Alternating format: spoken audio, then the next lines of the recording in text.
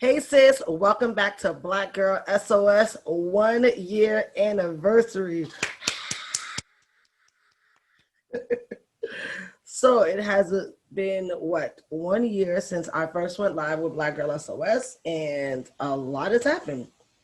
A lot has changed. First of all, as always, like I did on my first episode, I have to shout out my boy Terrence, my accountability partner, because um, I had already decided what I wanted to do, but I just kept kind of stalling on it. And he was working on his business. I was working on my podcast.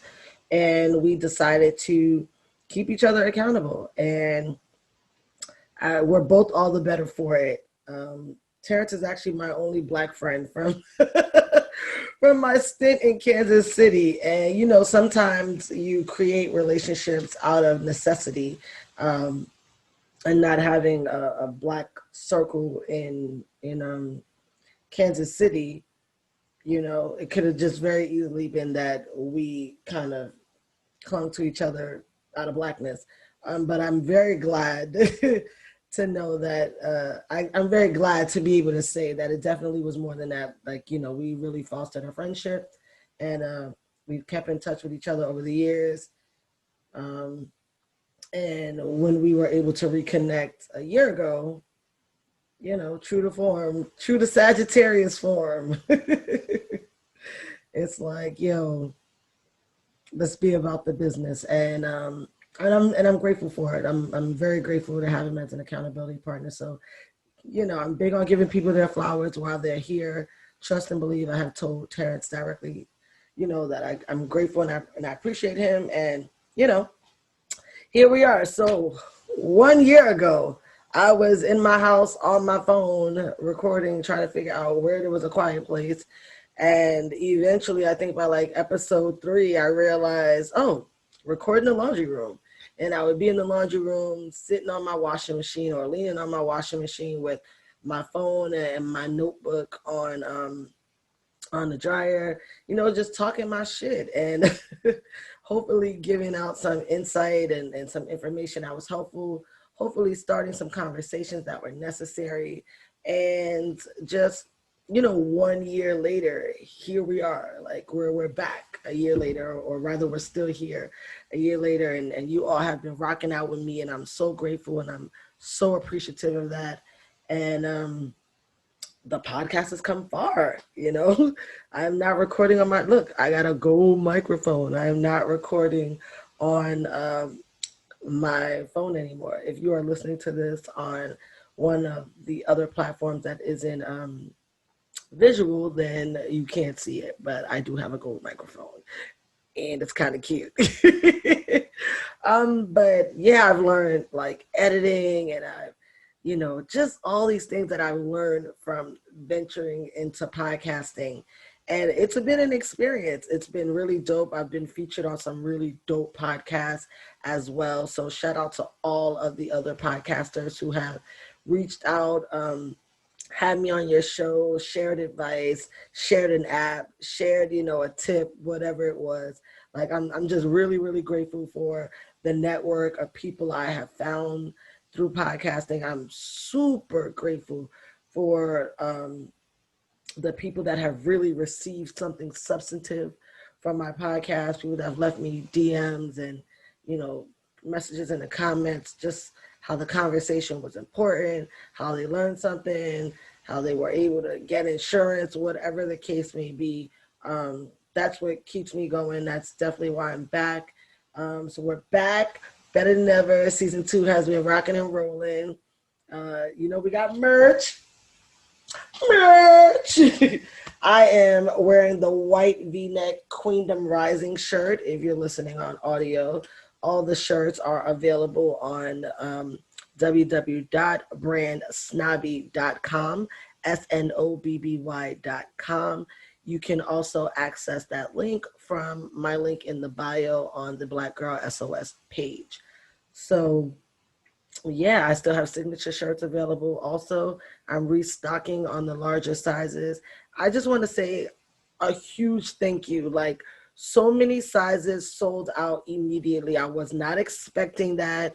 Um, I wasn't expecting that much love and support, and I was really overwhelmed. So thank you so much. If you haven't gotten your shirt, get one today. All the baddies got one, get one too. That's my baddie voice. So get one too. And yeah, since it's the 1 year anniversary, of course, I had to serve you a Luke. Had to give you a Luke. You know what I'm saying? A Luke was necessary. But yeah, I'm grateful for how far it's come. I am excited to see how far it goes. Definitely just getting started. There's so much more ahead because America keeps proving my intro correct. America insists on proving my intro correct. And that brings me to Coon Cameron. Coon Cameron gets on my nerves on so many levels. He gets on my nerves on the Black level. He gets on my nerves on the lawyer level. He gets on my nerves on the human level. He just really gets on my motherfucking nerves. And the level, I feel like there's not even a term that's been invented that is strong enough to capture how disrespectful it was to not indict those goddamn cops that killed Breonna Taylor. I want to be real clear with you. There are times when, crime happens and the prosecutors go for lesser charges, right? And someone who's not of the profession will be like, oh, what the fuck? Like, that was murder, whatever. And those of us who are of the profession will very gladly explain to you, when you're prosecuting, you've got to prosecute what you can prove. You don't want to swing for the fences and and don't even get to first base. So it's really important that when you file your charges are charges that you can prove. Coon Cameron could prove murder. Coon Cameron could at the very least prove manslaughter. And I don't know all the charges that are on the Kentucky books because charges are defined by jurisdiction. I am not a criminal attorney in Kentucky. I'm not a criminal attorney at all. Well, I guess white collar crimes in some cases, but that's a technicality. I don't prosecute. I am not a prosecutor or a defender of, what are really common criminal cases. So I don't pretend to know exactly what charges they all have in their books or what the elements of those charges are. I do know, based off the evidence, based off my education, there was definitely enough to bring an indictment for that woman's dead body, and there wasn't. And that's a problem. That's a problem. From my seat, there needs to be all type of bar complaints being filed about Coon Cameron.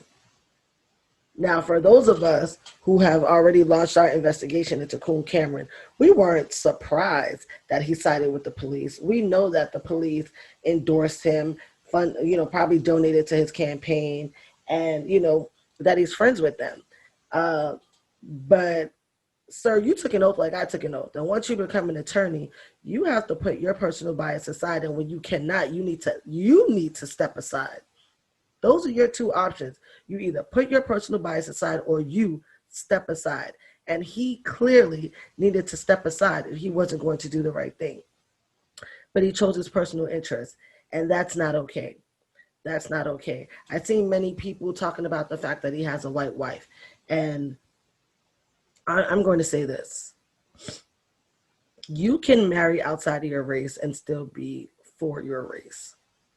And I know that that's an unpopular opinion, but as someone with a very multicultural family, I honestly, I know that to be a truth. I know that to be a truth. And if you know otherwise, I'm not challenging your experience and I'm not challenging your truth. I can only speak to mine. You can marry outside of your race and still be for your race. So while it is very easy to make that white woman the scapegoat for his piss poor behavior, We're not going to do that. We're going to hold his ass accountable for the shit that he did. He's the one kowtowing around, bootlicking, fucking dancing around like a monkey for these goddamn white people. Not her. Him. He's responsible for this fuck shit. He's responsible for indicting for wanton endangerment. You're basically prosecuting for the fucking drywall, the potential of someone else getting harmed, but not for the dead body in the room. Make it make sense. Make it make sense. And now we all knew, I mean, if you can read the room, we all knew we weren't going to get the criminal decision we were looking for. We knew that because they started preparing for riots. We knew that because they settled the civil case ahead of the criminal case, which can happen. Those things can happen concurrently, but it's not very often that I see it happen in very publicized cases. That's not common. And so I feel like the stage was kind of set. We kind of knew where this was going. We knew that we were not going to see the criminal justice that we were looking for. You could take the temperature. You know what I'm saying? You knew what it was going to be and what it wasn't going to be. And I was fucking enraged. I'm still enraged. And if we're being really clear and candid, I want to touch on two things in particular on the other issues that are encompassed in that. Number one, they want people to get arrested. They want people to get arrested. That is a want. In fact, they're going to agitate you to get arrested. Honestly, the more they can agitate you, the more they can run the charges up, the closer they can get to making you ineligible to vote. Yeah, that part. There's always so many moving pieces happening. And I'm not a conspiracy theorist by any stretch of the imagination, but I can read a room. I can read a room. The other thing is, this is why local politics is fucking important. This right here is why local politics matter the way it fucking matters. Now, we all hate Cheeto collectively, individually, whatever. Cheeto is not the state attorney. Cheeto is not the district attorney. Cheeto is not the person in your local jurisdiction deciding what cases get prosecuted. The SA, the DA, those people that you vote into office, that's who's doing that. That is who is touching your everyday life. That person. That person is elected. That's why it's so goddamn important. The sheriff is elected. Your city council people, your state congressional people. Like, these people are elected, and these are the people that touch your everyday life. Yes, we got to get Cheeto the fuck out of here. Make no mistakes. Make no fucking mistakes. But we have to be so smart and so collected and so organized in the way we move about the cabin that we also need to remember how important local politics are. We also need to show up for local elections. We need to then hold these politicians accountable. This is a nonstop job. Understand, existing as a Black person, especially in this country, is an endurance sport. And you have to find your lane, and you have to run in that lane consistently. Consistently. So another thing I read was someone tried to play the Black is not a monolith card in supporting Black Republicans like Coon Cameron. No, sir. That's not how this works. I don't give a damn if it's Coon Cameron, Coon CC. Yeah, C00n is on she's a Trumpy also. Coon CC, Coon Kanye, Coon Polo the Dawn. That fucked me up. Didn't see that one coming. Just all the coons associated with this administration. Trying to play the Black is not a monolith card is some shit that works with somebody. How does Kelly put it? Line readers. No, finger readers. I think that's what she calls them. Nah, bruh. Nah, bruh. That's not that. Humans are animals. Animal instinct is to protect yourself first and foremost, your physical self. The protection of that is always first and foremost. When you vote against what physically protects the physical space you manifest, that's stupid. And stupid is a monolith. Oh, it's a lot of stupid motherfuckers. And you're amongst them. You are amongst them when you do shit like that. You are akin to the white people that voted in 2016 from their broke ass stations in life, thinking that racism was going to trump capitalism. And now their broke asses are showing up at the DNC dropping videos and shit. Yeah, try to tell your ass, if you're broke, you may as well be black, because he's going to shit on you too. But y'all didn't hear us though. And here we are. And now here we are. So great. We're here now. This black guy is trying to say, you know, black is not a monolith.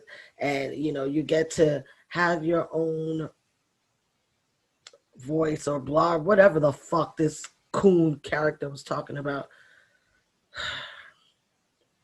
If you could wake your black ass up every day, look in a fucking mirror and see your black ass skin, turn on the fucking news, turn on the internet and see black people literally getting killed. And yes, I know, literally is an idiom. It's actually, I said what the fuck I said though.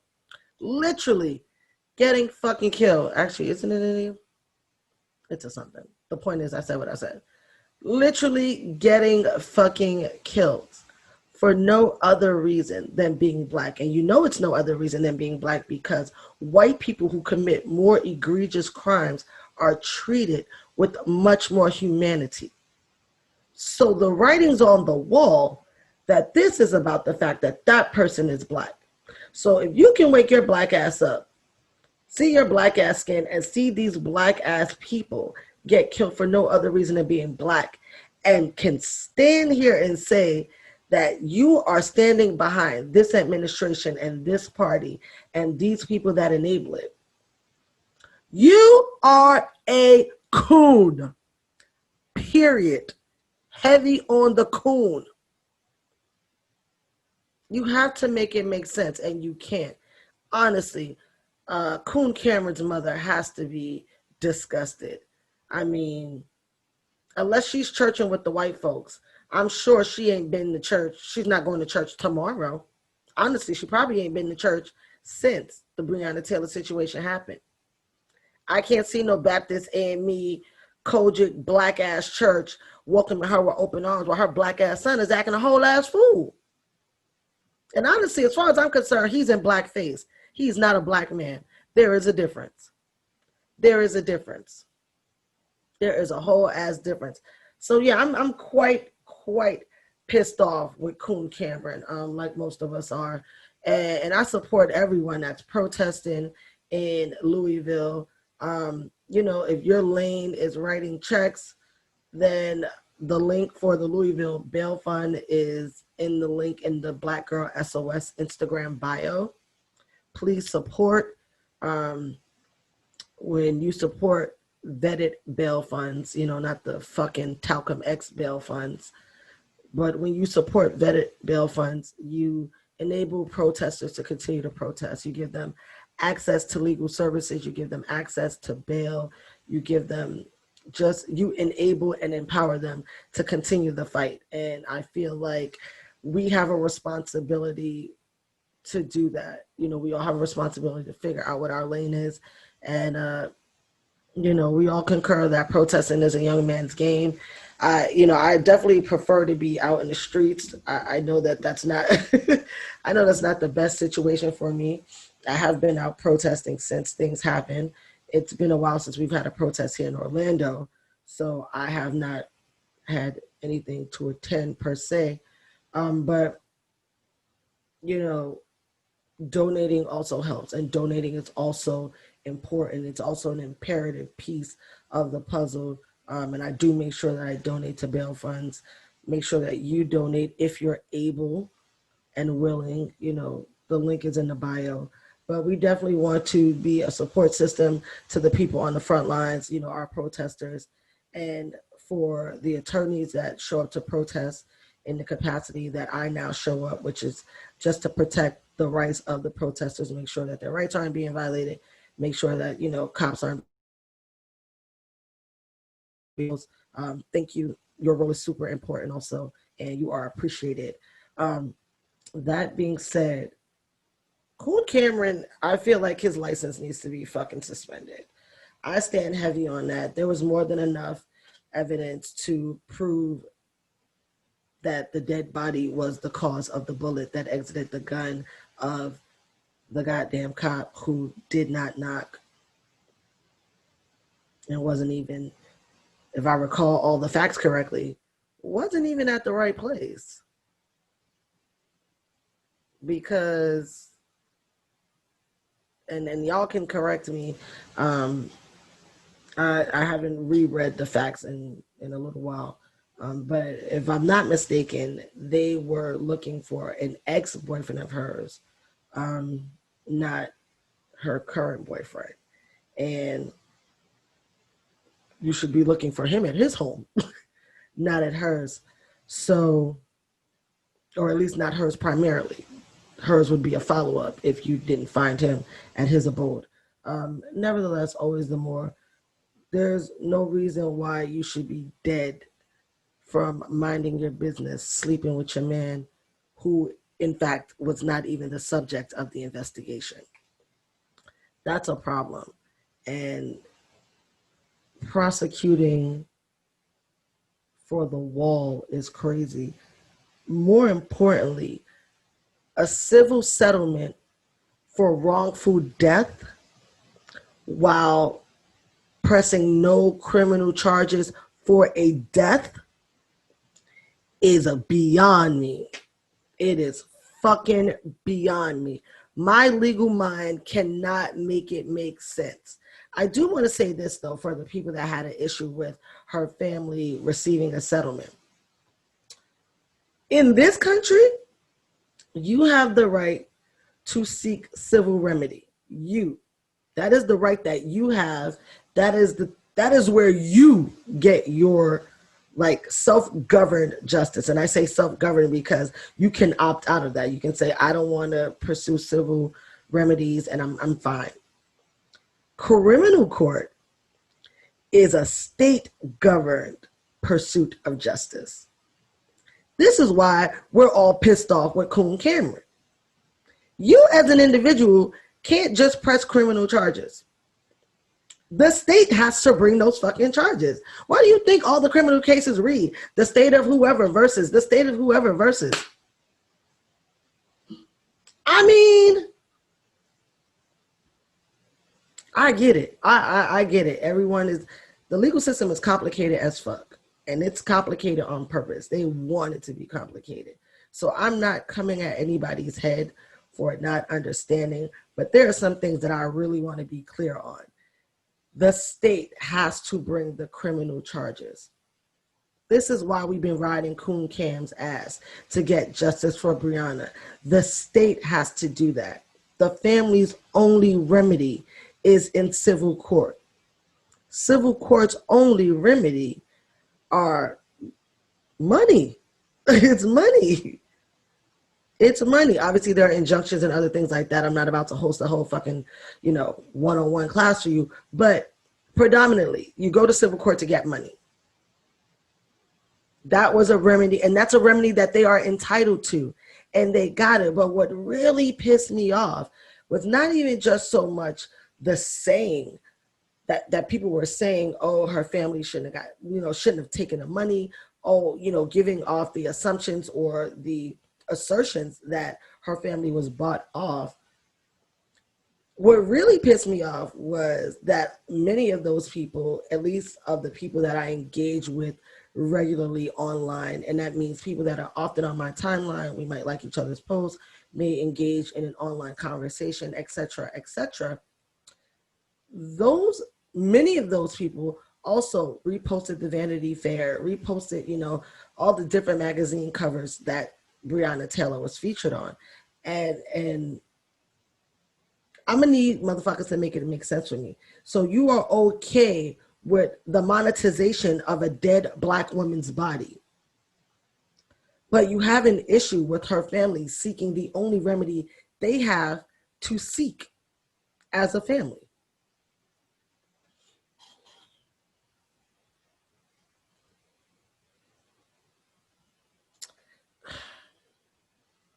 I'm gonna let y'all sit with that for a little bit, because make it make sense. Make it make sense. You enable the monetization of these media, these media outlets when you repost, you ante up their engagement. Like when you buy these magazines, when you subscribe to these magazines online or in a hard book or tangible copy, you enable it, you participate in the monetization of it, but you are upset that her family sought the only remedy that they have any actual right to seek on their own. Why do you think we had to pressure Coon Cameron to move forward with this investigation? Because the state has to press charges. And I know it's more of the language that you're accustomed to hearing, especially in like domestic cases. They'll ask the person who's been they'll ask the victim, do you want to press charges? That is not, it's worded in a way that's not factually accurate. Because you can say, yes, I want to press charges and fill out all the paperwork. And when that paperwork lands on the DA's desk, if the DA doesn't think that this is a case that they can prosecute and win, those charges won't happen. They'll get you a TRO and send you on your fucking way. So like I said, the legal system is extremely complicated, and it's complicated on person. But what I need you to take from this is that you are entitled to seek civil remedies. And her family was entitled to seek a civil remedy. They did. They received a settlement, and good for them. Everyone else, all of white media has profited off this dead Black girl's body. What y'all not finna do is sit around talking shit about her family getting the little bit of justice that they could salvage, especially now after Coon Cameron has pulled this bullshit. That's the shit I'm not going to allow. And when I see that type of shit, it makes me very wary of people. Very fucking wary. I don't care how long I've known you. I don't give a fuck how much work you do in the community. I don't care what the fuck you've been up to. Because these things are like innate. These are trigger things. These are things that you didn't sit down and like have a deep discussion with yourself and think about it and then post it. You reposted that shit 30 minutes after that shit went up. Whole goddamn feed was, whatever magazine cover what Breonna was on. And that was cool. But the minute her family received their settlement, or the settlement was announced, there was an instant dragging. So that's not a thought process. That's an instant reaction. So that's who you are innately. That's a cause for concern for me. And I see you. And I've taken mental note. And a lot of motherfuckers are on watch. Because that's extremely, extremely problematic.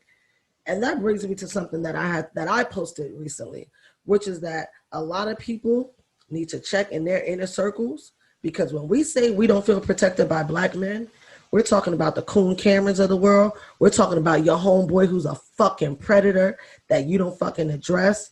We're talking about all these motherfuckers. There are some amazing, stellar Black men that show up and show out, but there's a lot of motherfuckers that ain't shit, and y'all enable them, and that's not okay. Perfect example, somebody that I know knows that this fella is a jackass, reposted some shit from him, that's like, oh, we got to protect Black women, when I know him to be an aggressor of Black women consistently and habitually. I know that of him. And I'll say this, I am someone who is always pro, people need the space to grow. People need the opportunity and the space to grow. You being an asshole, in your late teens, early 20s, doesn't necessarily mean you're going to be that same person in your 30s or your 40s, right? Life has to happen. Things, people change, people grow. That's a real thing. I'm not the same person I was. I mean, I'm grateful for that. And so I am firm on people need the time and space to grow. This is somebody I've watched for a very long time. There's been no growth. So I believe you now. I believe that this is who you are. And I can only assess that because this person is so good at wearing a mask, that maybe she doesn't know the truth. Maybe she knows the representative. He's excessively good at navigating spaces and really postulating himself as someone he's not. You really gotta, you can't just pull up the curtain to, find out who he is. You really, you gotta dig deep. You know what I'm saying? You gotta be on the microfiche film. With that hard turn that machine does. You gotta be doing that shit to really delve into the essence of his character, which is piss poor. And so I was really, really disappointed to see that come down my timeline.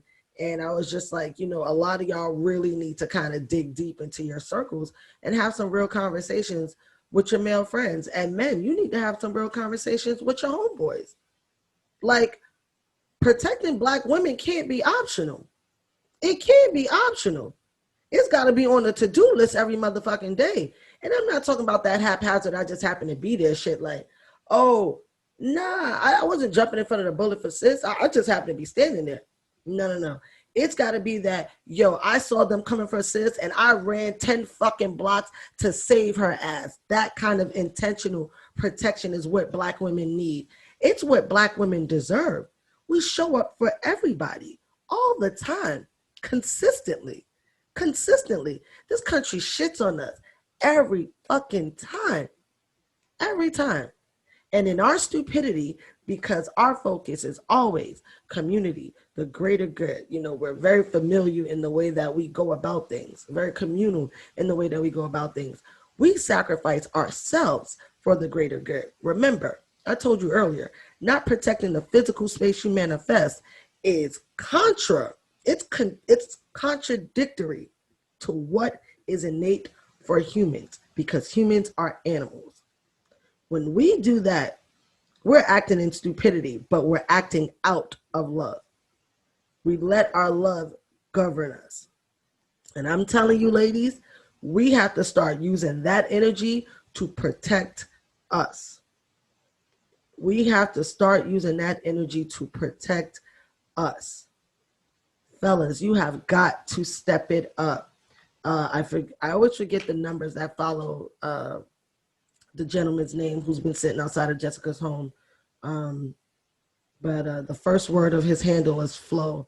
A really, really, stand-up fella. Really stand-up guy. He's showed up every day consistently to protect that Black woman from his neighbors. I'm someone who's overwhelmingly blessed with an immense amount of Black men in my life that protect me intentionally. They protect me in ways that I'm probably never even going to have the full scope of, because there are many, many times they protect me before I enter the room. And I deserve that. I deserve that. I thank them and I love them, but I deserve that because I show up for them. I show up for Black men. I show up for Black people, period. I show up for Black people, period. I deserve to be protected. Why shouldn't I be? I shouldn't have to ask you to protect me. And it's in these moments that the intro, like I said, the intro to my show just makes it's that much more poignant and means that much more. We literally are not as important as the drywall. That's what Coon Cameron has said, that it is more important to protect property than it is to protect the Black woman. If you know the history of this country, that doesn't exactly surprise you. On brand as fuck. But that cannot be okay. That cannot be okay. Y'all got to show up and y'all got to show out for us. Y'all have to start stepping the fuck up the way we continue to step the fuck up. It's time that we should be able to sit the fuck back. and y'all and watch y'all hold this shit down. We need y'all to step up for us. And when y'all step up for us the way we've stepped up for y'all, then we can step up together and get some shit done. And really get some shit done. We have to stop fucking working against our own interests. We have to get involved in local politics. I mean, local politics literally affects every part of your fucking life. And this is another way that we can show up for each other. Put people in office that have our greater interests at heart. That can't be a difficult thing to understand. I really hope that when Kentucky has the opportunity to get Coon Cameron out of here, that they get him the fuck up out of here. We need to mobilize voters. We need to rent cars if necessary to drive people to the polls. We need to do whatever we need to do. We need to utilize all of our resources, and we need to be intentional, and we need to be deliberate, and we need to be consistent in all our endeavors. In all of our endeavors. Black men, I need you to be intentional. I need you to be deliberate. I need you to be consistent in protecting us. That can't be optional. Black people, I need you to be intentional. I need you to be deliberate. I need you to be consistent in mobilizing and organizing for the betterment of our communities. That shit cannot be optional. I don't know what else y'all need to know. I don't know what else needs to happen for y'all to understand the state of affairs that we are fucking in this very moment. This is not a fucking game. It's not a game. And just one final thought before I close out. Stop falling for clickbait. I feel like a lot of the ignorance is fueled by clickbait. You read a headline, you think that that headline is filled with veracity, and you run with that headline as if you have written a dissertation on that topic. Don't do it. It is designed to misinform you. It is designed to mislead you, and it is designed to divide us. Don't listen to Ice Cube telling you not to fucking vote. Stop investing all your interest in these fucking celebrities. They are also people, and for all we know, they're not even as intelligent as you are. So why would their word mean more than your intellect, what you know? Stop over investing in people that are really thinking about this shit from an individual perspective. Because right now we need to move collectively and communally. It's not an option. We are out of options. Let me tell you something. And a lot of y'all hate to hear it, and I really don't give a fuck. But everybody who did not vote for Hillary in the 2016 election, yep. If you withheld your vote, if you voted outside, if you voted for someone other than Hillary, you're part of the problem. You're how we got here. And I know motherfuckers don't want to hear that. And we all want to hear, I'm entitled to vote how I want. You are entitled to vote how you want, but you also are entitled to be held accountable for that. And this is how we got here. And I know nobody wants to hear that. I know it's an unpopular opinion. I know there's a lot of Bernie supporters that I fuck with personally. And I've had this debate with many of them domestically and abroad. And y'all part of the problem, man. Y'all part of the problem. We don't have any room to have votes diverted. We need Cheeto the fuck out of office. We need to protect these fucking federal benches. There are so many benches that are about to get lifetime appointments under this motherfucker if he gets reelected. Honestly, we don't have the time for your individual politics. We just don't. I wish we did, but we don't. Right now, we need to move as a collective unit for the greater good. And the best interest of all of us is getting him and a lot of his fucking party members the fuck up out of here. Because even the party members that haven't done anything overly egregious, heavy on the quotes, have done the most egregious thing of all, and that's to be fucking cowards. They stood by in disagreement and didn't do anything about it. They didn't do anything to save our fucking country. Nah, they gotta fucking go. They gotta fucking go. And while I am a Democrat, trust me, I got hella problems with my fucking party too. Because this whole taking the high road shit is why we in this fuck ass situation. Democrats not fucking preparing and grooming new leadership properly is why we're in this fucking situation. Democrats not playing the long game is why we're in this situation. So don't get it fucking twisted. I got issues on both sides of the motherfucking aisle. But right now, I need to focus on what needs to happen. And I feel like that's a large issue. We don't know when the tunnel vision on what the next step is. And the next step for us is flipping seats and getting Cheeto the fuck out of office. The next steps for us is Black men protecting Black women. The next steps for us is unapologetically showing up and showing out for ourselves as Black women. Sis, the writing's on the wall. If we don't show up for us, who will? And I'm going to keep it a buck with you. If you're not showing up for Black women, my mood for you is you either with me or against me. And that's that the fuck on that. So I'm going to try to end y'all off on something pleasant since it's the 1 year anniversary. I'm going to try to end y'all off on something pleasant and just circle back to how we got here a year later of me talking my shit, sharing my thoughts, being able to hear your thoughts, being able to have communication with you all, being able to have dialogue. Because I do learn from y'all. Y'all definitely share shit with me, other perspectives that I maybe didn't think of. You know, I'm not the foremost authority on all things, just the foremost authority on some things. And so, you know, when we get to engage in these conversations and I get to hear different perspectives, you know, in the comment boxes on the various platforms, I appreciate it. I enjoy it. And it means something, you know, the conversations. While, you know, many of my podcasts are monologue, it's really just the start of a conversation. At least that's my intent. And I really hope that if you get nothing else from me hitting a 1 year mark on my podcast, I hope that you get inspired to go for yours.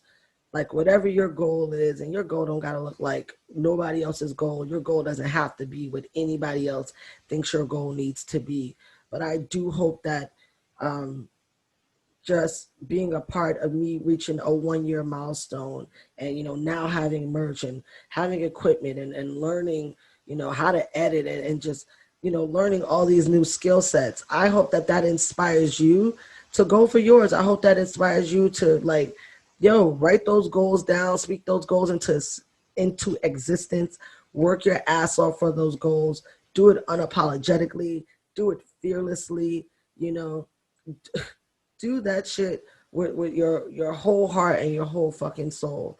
And I mean, for me, that's what I hope people get from me making this 1 year mark with Black Gyrl SOS, which I am extremely, extremely proud of. And what I hope you got from my rant on Black women needing to be protected. And Black women, I'm talking directly to us as always. I hope that what you got from it is this. Back in law school, I wrote a blog about living a selfish life, selflessly. And basically what that means is that, you know, we're nurturers innately. And a lot of the things that we do it from a selfless place. You know, I think I worded that backwards. It's live a selfless life, selfishly. Excuse me. We do a lot of selfless things, and you know, we do it out of love. It's a lot of stupid shit. I'm not gonna hold you, but we come from the right place, and we do it out of love. And I only call it stupid because, like I said, a lot of times it's against our own best interests. But we do those things out of love, and we do them intentionally.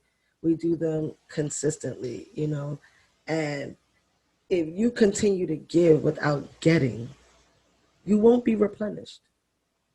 People will take and take and take and take and take. As much as you give, people will take from you. So it's your responsibility to be selfish with yourself, with your time, with your, you know, with self-care, with self-love. There are some things you have to say no to protect yourself, to protect your peace, to protect your holistic being. You have to do that because if you completely exhaust yourself, you won't be able to show back up again in the way you want to. You just won't have anything left to give. And so I hope what Black women are taking from my rant on our need for protection is that at some point we have to start protecting ourselves also. And that means we have to make some selfish decisions. It is the only way to continue to show back up, to continue to show back up. Sorry, you guys, my braces got adjusted this week. But they should be coming off in a month. So, yay. Anyway, with that said, I am so grateful that you chose to tune in for my 1-year anniversary episode. I hope that you cop some merch. This is a medium. It's got room in it. It's comfortable. So, you know, you worry about sizing. Get into the V-necks, get into the crew necks, get into the looks. I've got new shirts coming out. And I definitely got some winter gear coming out for Q4. So again, I just want to thank you for tuning in for my 1-year anniversary. I want to thank you for tuning in, for sharing, for being a part of the queendom that's rising. And until next time, y'all have a good one.